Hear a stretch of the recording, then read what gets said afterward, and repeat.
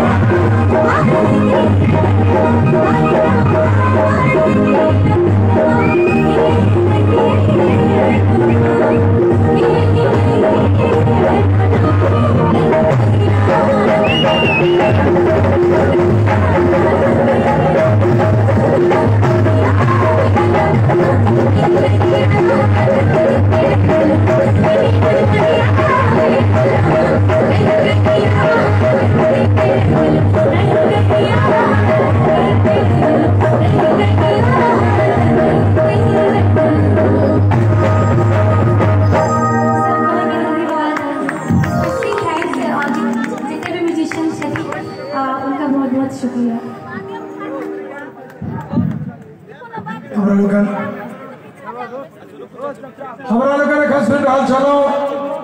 सृष्टि सुधी अनुष्का साक्षी सो और एक बाद माधव राय जूली जाए राम बाबू भगवान बाबू अत्यक अधीर में धीरे धीरे नीक वस्तु खेवा के लिए प्रतीक्षा कर पड़े और आगे कह दीजिए मंच पर में एक और कलाकार विशिष्ट कलाकार है जे नाम सुनल है विकास से हुए सब प्रतिभा संपन्न हम विकास झा के मंच पर बजबिए हैं से पूर्व सुश्री प्रतिभा के मंच पर देखियो प्रतिभा के कते छोट बच्ची कते प्रतिभाशाली छे प्रतिभा हम आग्रह करे मंच पर आओ सुश्री प्रतिभा तबला पर संगत कर रहल छै कौशिक मल्लिक जी दो टीम बनेने छी पता नहीं एक टीम कतौ छै कौशिक मल्लिक जी मुरारी जी नाल पर राम बहादुर जी कैशियो पर छै पप्पू जी तो सरताज छथिन तो कोनो बाते नहीं छै राजा छै और बैंजो पर इलेक्ट्रिक बैंजो पर सुकुमार जी आओ पहले हमरा लगे सुनी प्रतिभा सो तकर बाद विकास सब कलाकार के जत्ते के नाम सुनल है सब आयल छै राम बाबू भगवान बाबू सेहो आयल छै ओ सब था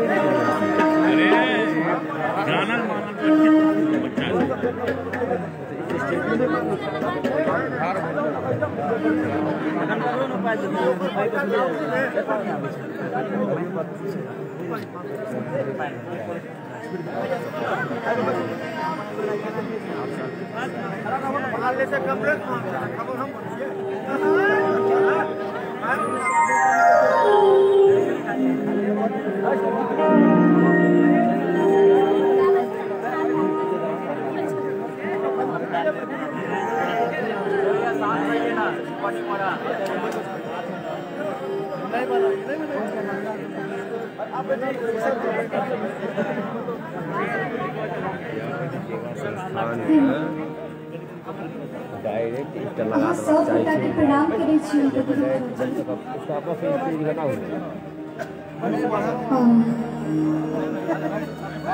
जते कलाकार सब छै हुनको हम प्रणाम करै छी। और सबसे पहले इतना ऊपर चढ़ोगे तो चढ़िए जाओ, तब इतना ऊपर कहीं हाथ दिया जाता है। एक तो हाथ नीचे कम करो ना, दूसरा आदमी हाथ इतना कहे थे नीचे करना